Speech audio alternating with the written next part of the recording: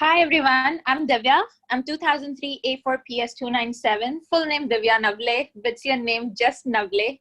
And today I'm here on this podcast to talk about mental health and how it's an important part of every person's kind of personality and life, as well as we're looking specifically today at mental health and its importance for students on campus as well as young alumni. And I have with me Shruti Naik, who's also my batchmate and my first friend at Pilani, who I met on orientation day. And I'm really excited to talk to her. So Shruti, can you please introduce yourself? Hi, I'm Shruti. I'm 2003 A4PS257. Yeah, so I've done my mechanical engineering from Pilani, and then I worked in the IT sector for some time, not so eventful till there. After that, I studied psychology, and then I worked, I did some internship in Yashoda Hospital in Hyderabad, and then I went on to work in Apollo Hospital. But currently, I'm mostly working in the rural sector in Telangana, working on prevention of farmer suicides. That's a cause very close to my heart, so I'm pursuing it. Yeah. Awesome. Yeah. Thank you for that. So, I mean, I'm really excited to talk to you today, especially because I've been a part of this journey as I've seen you, from the person you were at Pilani, and I did mechanical engineering as well. So we had classes together, we did labs together. And I classes think, when attended, yeah. Yeah. And then I think absolutely one thing that blew my mind is that, we've always kept in touch when I'm in Hyderabad and met up. But what's important is that you chose something that you're really passionate about and kind of committed yourself to the cause. So I think I'll start off with asking, what made you choose this career after engineering? Maybe a little bit into that psyche of what made you choose it after Pilani. Yeah, so even before I joined engineering, I was clueless why I was joining engineering and why I even took maths and sciences in the first place. Because I was always interested in arts and social sciences and humanities, but the kind of generation I belong to, it was sort of a taboo to even study arts if you are intelligent, quote unquote.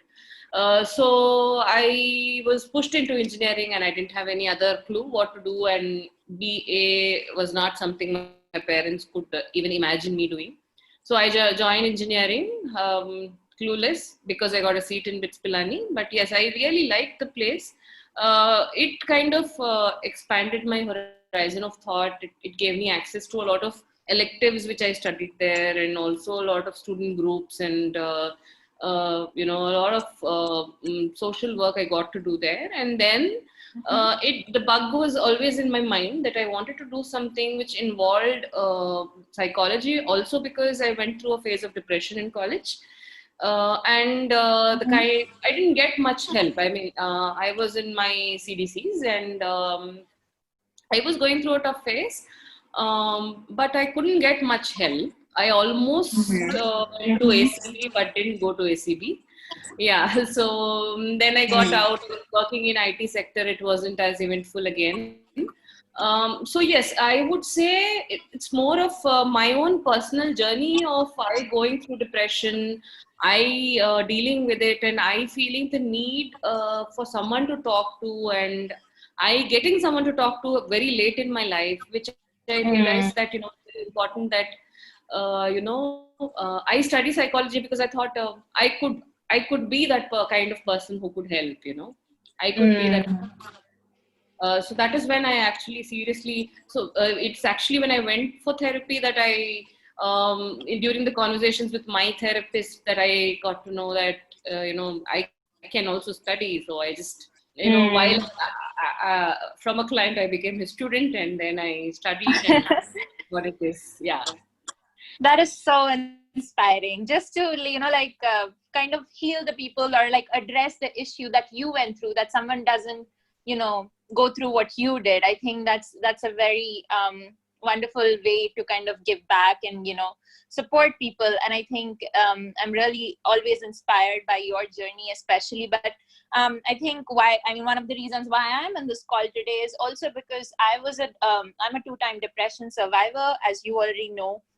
And I went through depression after being a 30 under 30 BITSAA 30 under 30 winner, and having been, say, you can probably say that I was able to do well in my career early on, but still I struggled through depression. And the first time I had depression was actually in Pilani, and I didn't know that, because the second time when I went through, then I realized I had the same symptoms, I had the same issues, just that I didn't know it was called depression, or nobody diagnosed me correctly. And I was taking migraine medication back then. And I think one of the big issues is that a lot of us don't have people to talk to. Mental health is still a stigma. And so there are so many issues on campus that students go through where they don't even get support. And I think today's conversation will focus mainly on those kind of areas and what can be done. So my next question would actually be on that lines. What do you think are some of the most common issues that students and young folks under 30 face today? And do you think it's different compared to the generation of our parents? And what is really happening right now in that context? So in my experience, I think there is good and bad in any generation. So since I speak to people under 30, I also speak to the people above 50. I also do geriatric counseling and all that. So I see that there are problems in any generation. If it comes to problems in our generation, the millennials or the current teenagers and all, I think I have seen in my experience a lot of cases, surprisingly, body image issues, or career, loss of any idea as to what they want to do with their careers, and competition, and the negative side of competition, relationships, most importantly, complications in relationships, and being in a wrong profession, or not being able to find anything exciting to do with their life. These are some of the cases which I come across, and where my clients express these things. If you ask me if these problems were there in the previous generation, like our parents' generation, I don't know. Yes and also no. Because I remember my mother always regretting that she had to let go of her career because she had to take care of her children. So if she went through a phase of depression back then, or if she was suffering back then, we don't know, because there was no way that she could share with anyone, or there was no awareness whatsoever about mental health, or uh, that sort of thing. So I feel that mental health, need for someone to be supportive in a mental health setup, or in that sort of an equation, was always there. It's just that back then, I think it was also more about we were relatively privileged, but our parents, if you see, had to struggle it hard. I mean, it was more like they had to get a job because they had to feed a family, and it was more about how can I earn money more than am I following my passion, sort of. At least from what I see, from what I understand of my parents, and also the people I speak to. But the good thing about our generation, yes, is that there is access to technology, there is access to social media, there's access to information. But the flip side is also that because of this most common issue which I face, which I get to hear amongst people, is when they speak about relationships and falling out of relationships. In general, space has become a huge constraint in relationships, where this constantly being connected through social media doesn't give space for people to heal from breakups, or for that matter, even have space in relationships. While our parents' generation, I think space was a given in relationships, because they didn't have access to talking to each other, or discussions, or constantly being in connection. So I think some of these are the issues which I faced. Along with that, I think there is more awareness about gender, about sexuality, and all that now. Back then, I think most of those feelings were kind of suppressed. Even if someone felt differently, even if someone identified with a different gender or whatsoever in the generation back then, I think they had no place where they can actually get information or find a support group or anything like that. Now there is of course a lot of stigma around it, but there is some way people can access support, I think. So and there is more awareness about the negatives of patriarchy and how women suffer, and there is information available about gender equality, parity, which wasn't there back then. It was women were conditioned to believe that they have to live their life a certain way, and these are there is this checklist of how an ideal woman should be and all that. So in these all of these ways, I feel our generation is a lot better, except that it is very shocking that we still have to go through a lot of stigma around mental health, despite there being so much of information available, despite seeking help being so normalized through so much awareness, where we don't leave any platform without speaking about it, and still we see that there is so much of stigma around it. I completely agree. And I think, my personal take is that actually it's much more today because of social media.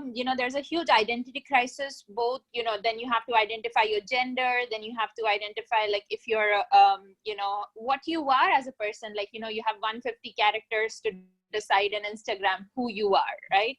So I think it's like unprecedented kind of pressure. Projecting an image or getting carried away by the image that someone else is projecting on social media. That is also one of the major causes of depression, that, someone has it so good. Someone has it so good, but they don't, most of us don't realize that it's just the images which they are showing. They're not showing the other side of their lives, That sort of a reality check is kind of missing.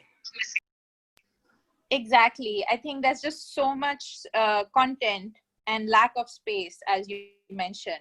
That is what causing us the issues. But I think what's important is that, you shared, like you said, it's still taboo. And I think it's important that we need to reduce the taboo and the stigma. Do you have any kind of suggestions on how we can reduce the stigma, especially across BITS campuses? Yes. So to reduce stigma, I think as a part of the orientation, there should be one segment where they should especially speak about what are the, academics in BITS can be very stressful. So what are the support options they have whenever they feel stress is something I think it should be a part of the orientation. And when I was in my orientation, I heard nothing like that. That we were just told that there will be some mentors and there will be some you can go to the wardens and all, but if right help available, if the wardens and the professors we are tagged to are actually informed enough about mental health, if they are approachable, we had no idea.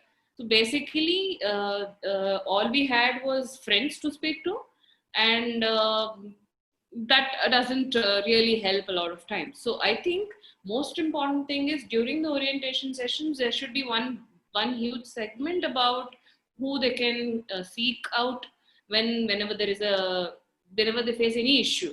And also there should be a lot of things spoken about confidentiality and how the process is. It should be very transparent, because a lot of times in institutions, students are scared to go and seek help because they're worried that the psychologist will go back and rat to the professor, or it'll affect their grades, or if their friends will come to know and there'll be a lot of gossip, a lot of these things, right?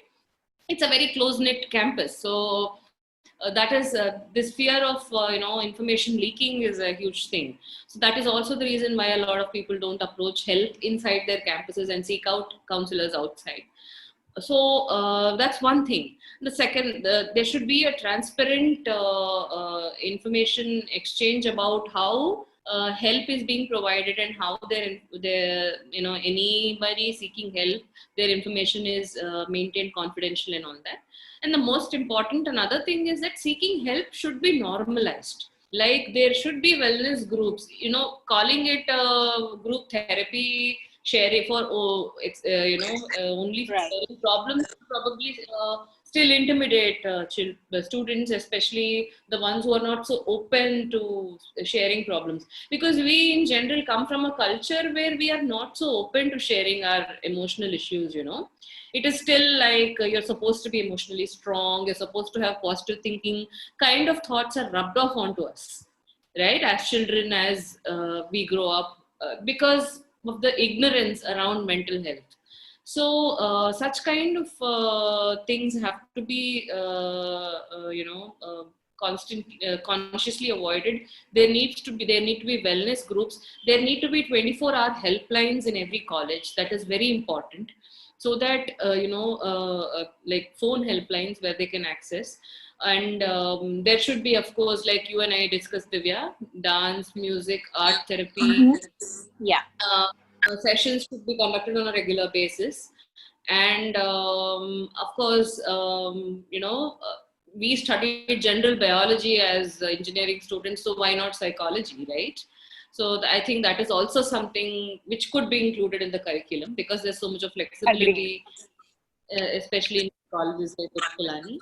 And over time, what I've found is motivational talks by all these social media influencers and all these people which are so popular have to be replaced with actual talks by psychologists who can speak about human behavior and how it is okay to feel bad on some days, how it is okay to not succeed in some Yeah. things, how it is okay to not feel positive, and how it is common to feel anxious, how it is important that human beings feel anxious, all these things. I think this whole motivational speaking scene in the world has like gone totally wrong. It is more intimidating than encouraging. At least that's what I personally strongly feel about motivational talks or self-help books for that matter. I'm probably generalizing it, but most of it is like that. It doesn't speak about real people, it speaks about ideal people, and we are not ideal people. Completely and agree. and there should be awareness about common symptoms of depression. See, when we are talking about mental health, what should we tell people so that they know that they are going through it? Like you said, you didn't know it was depression, you were taking medication for migraine, right? Right. So Yeah. awareness about symptoms of common mental health issues like depression, anxiety should be circulated through mails or flyers or posters, and awareness sessions should be conducted for students very commonly, and a lot of other different media can.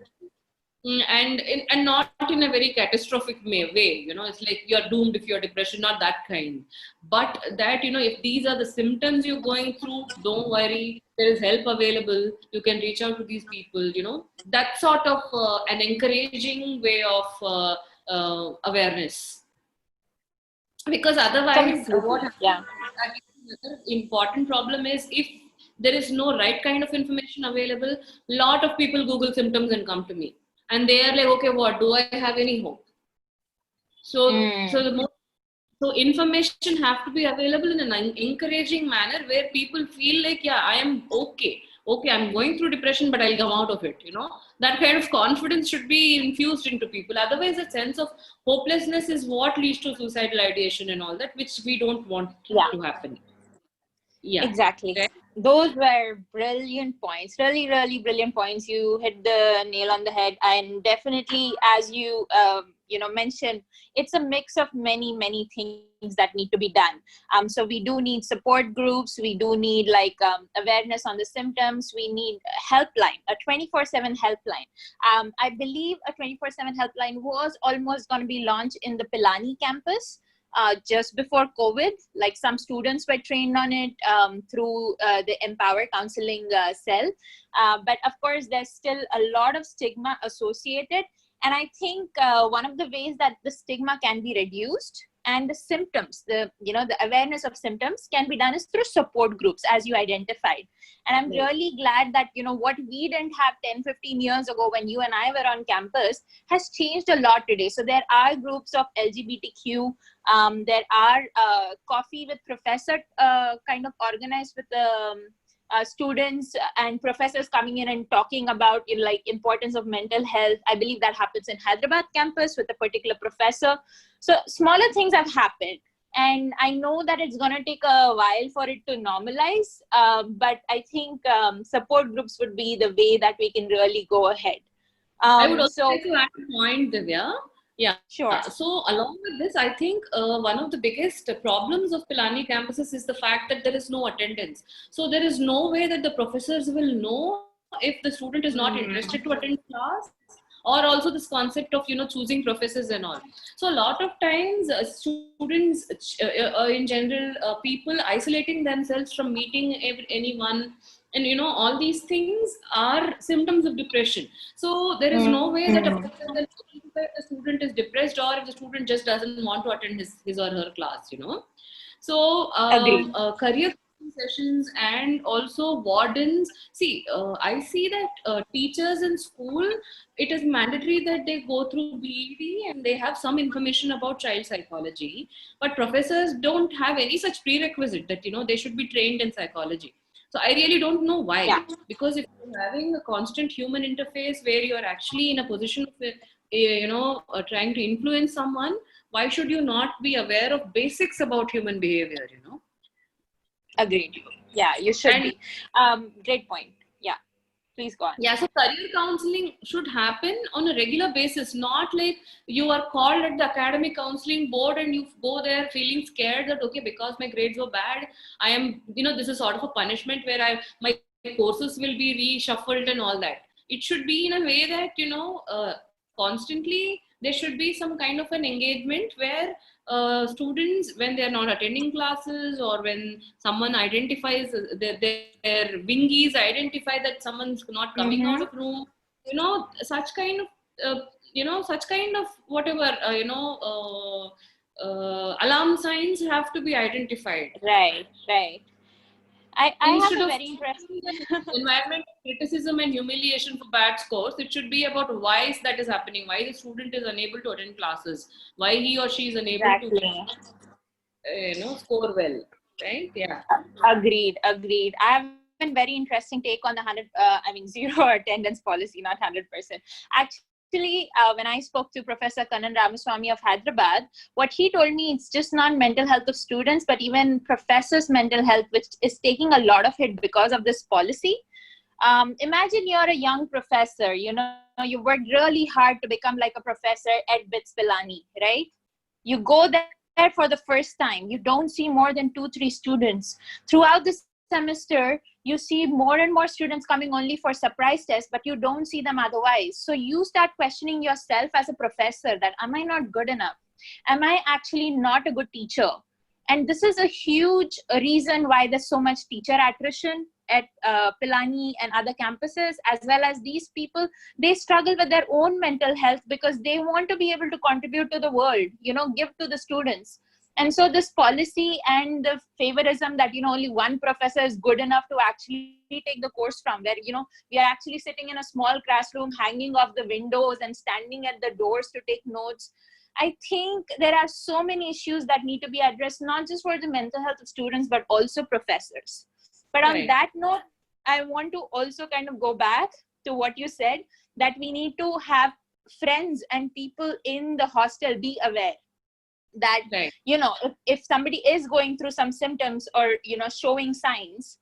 So my question here would actually be, how can you help your friend? What to do if your loved one or friend is showing signs of depression? What are some tips that you can give to current students or like young alumni to keep in touch and, say that, okay, I'm here for you? Yeah. So most importantly, I think they should not judge or advise. These are the most common things people do when they see that someone's, going through a tough phase. Judge them or give unsolicited advice. It's all on your mind. Get out. Do yoga. When someone's finding it difficult to get out of bed and you're pushing them to do a certain things. I'm not saying yoga and meditation don't help. They help immensely. But when someone is so demotivated that he or she is unable to even get out of bed, I think common things like even brushing teeth or eating your food is difficult. Just giving advice that do yoga and all don't really help. So first and most important thing, don't judge, don't give any unsolicited advice. Let them know that you are available in case they need to talk, and keep checking on them, but don't bombard them with questions or suffocate them, with whatever information or whatever or keep on irritating them.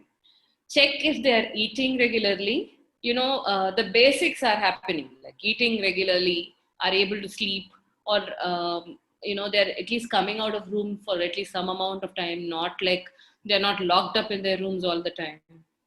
Observe behavior patterns which are out of the ordinary, and maybe like you said, students were trained, so they can actually reach out to any of these students who are trained, that and just express this concern that this one person, this friend of mine, I think he or she is going through this phase, and he or she probably needs help but is not in a position to actually approach someone. What can be done?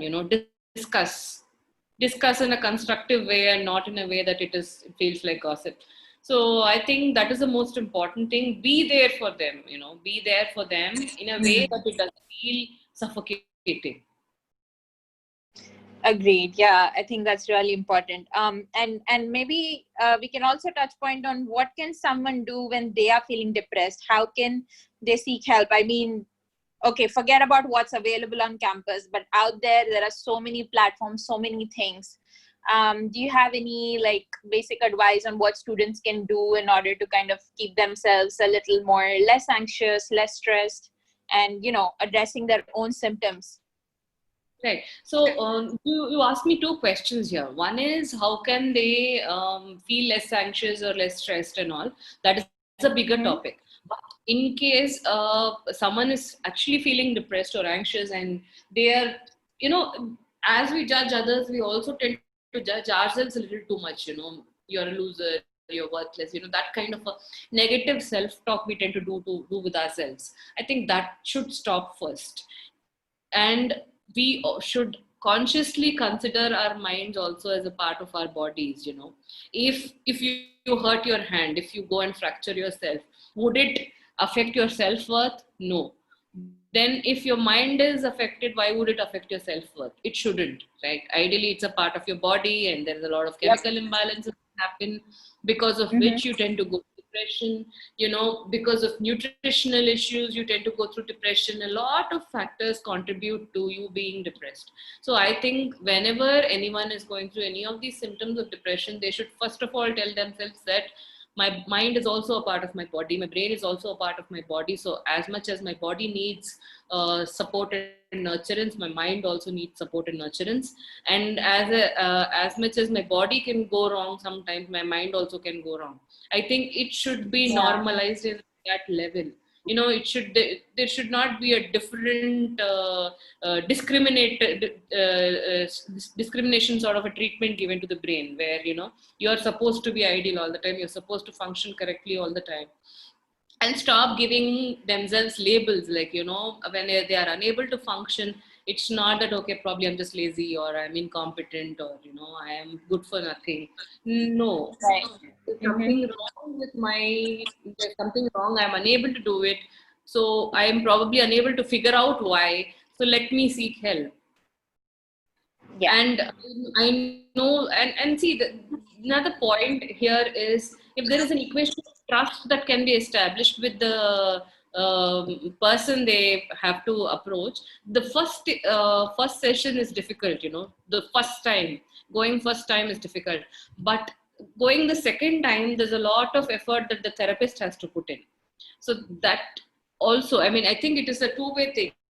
as much as the student needs to approach someone, they should also, the support provider also has to be like extremely good, so that the person can go a second time. They should not feel hopeless when they go the first time and then actually, start to feel that it was a wrong thing, that they actually mustered courage to go and seek help. Right, makes sense. So what do you have any particular suggestions for younger alumni, especially young people today? I think one issue we are all aware is coming up in a post-COVID world is lack of jobs.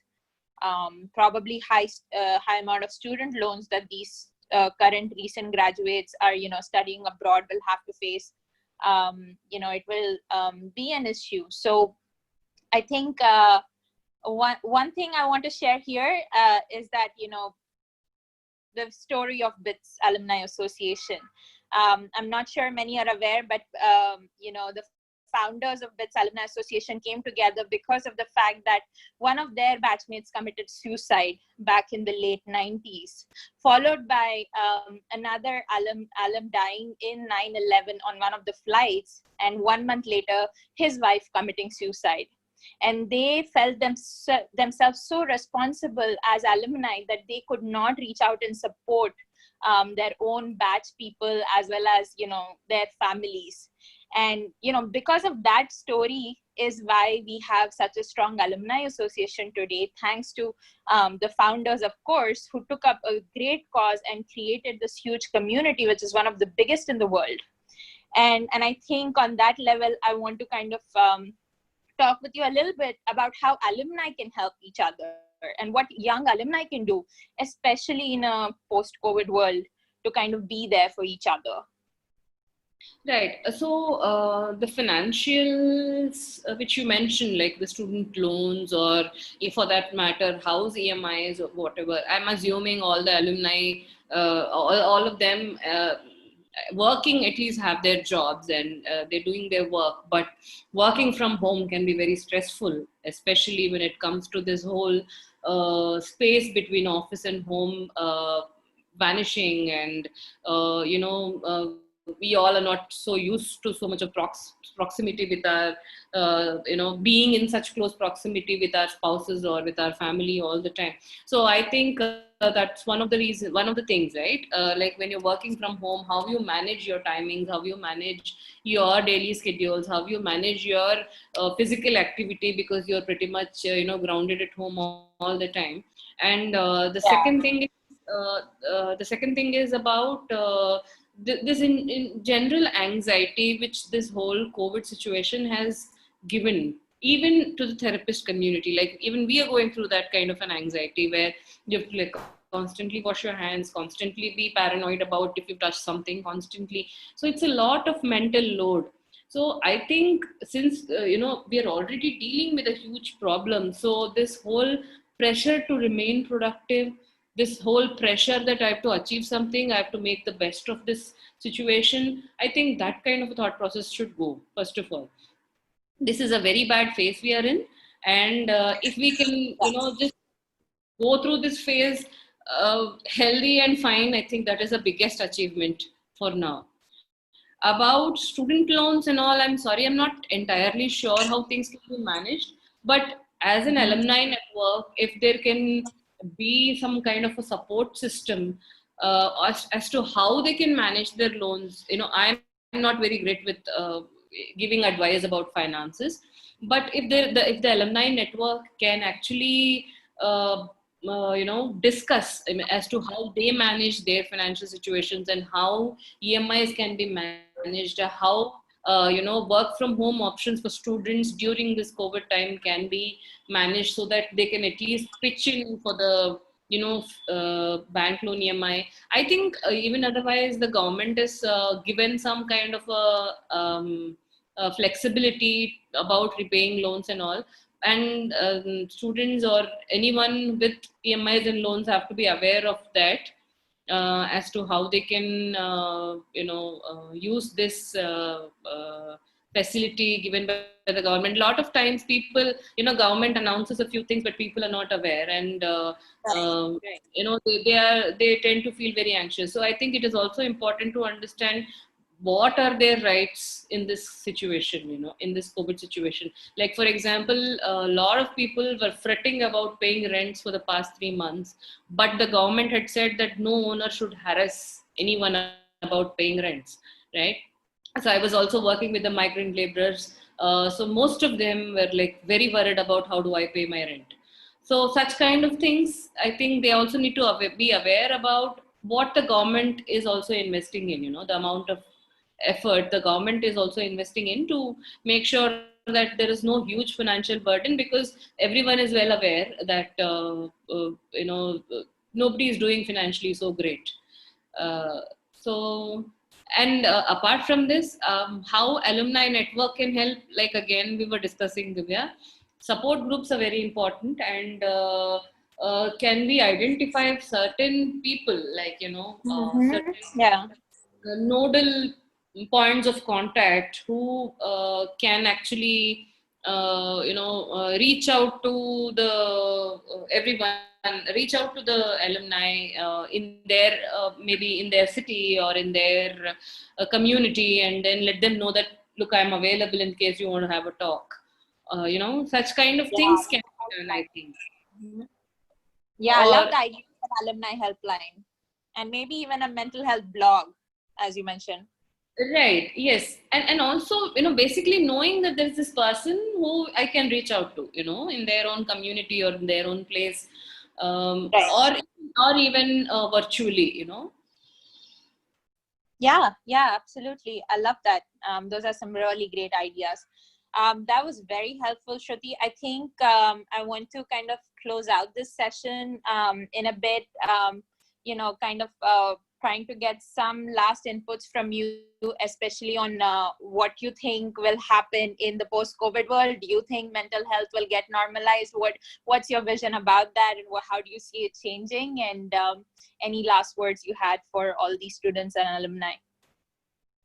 I've been rather pessimistic with this whole COVID situation, Divya, because, many of my friends who tested positive for COVID, the way they were treated, the way they were ostracized, the way they were, spoken to, it is very harsh. One of my friends said um, uh, the physical symptoms of COVID were only 5%. The 95% was my mental symptoms. It's such so bad. I really am at loss of words as to why a common fever, cold, cough is being so stigmatized. And I think it is very important that mental health professionals have to like rigorously work to make sure that this whole COVID stigma at least is gone. There's a Yeah. lot of announcement happening. Every time you make a call, there is announcement you hear, but still there's not much help. Especially one of my friends, she's in general a person with anxiety. She has anxiety disorder. She's been on medication and she contracted COVID, and it has been horrible in her case. It's like she's a lot of gossip about how she conducted parties, and lot of gossip about how she refused to take help, refused to go to the hospital, refused to get tested, while she was the most responsible one. She was the one who was like desperately begging people to test her. Well, while the testing scene is not so great in Telangana, and she was the one who was like volunteered to go and get herself admitted even when she was having very mild symptoms. But all, and she is someone who's like kept everyone away from home. And then there was gossip about she organizing parties and all. So I am really worried what this COVID situation is going to do to people, especially the ones who are affected. So I think first, most important thing is that COVID survivors also, if there are anyone in BITS network who are COVID survivors, I think they should also be a part of the support groups. I feel that is very important, and let Okay. people know that it is not some disease which is supposed to be stigmatized. I really don't know. Like, why would you stigmatize someone having contracting fever? I mean, someone having fever. I really couldn't understand why it even happened, why there is so much of uh, negativity around this whole fever. I would just want to call it fever. Yeah. Yeah, that's a really great point. Well, I've taken some really great points away from you today. I am working, as you know, with BITSAA founders and chairperson and a lot of other top leaders to see what we can do in order to provide some mental health support for alumni as well as students. So I think this discussion was a really big eye-opener, even for me, who has been trying to do something and have some great takeaways. I'm really grateful for what you've shared, and hopefully, yes, we will do a better job of, being kind to each other, especially, those who are COVID survivors, because they need our help and love more than anything else. So thank you so much, Shruti, for your time. I'm really excited about what we can do to support young people around the world in the BITSAA network. So thank you. And yeah, I'll end with that. All Thank you. right. Take It care. was wonderful speaking. I hope I was able to be of some help. And anyone in need of Immense. any support, I'm always available. They can reach out to me. And I can be counted as a part of that support group of, BITSAA alumni group. You're already there. You're already there. You're a part of that list. So yeah, Yeah. thank you.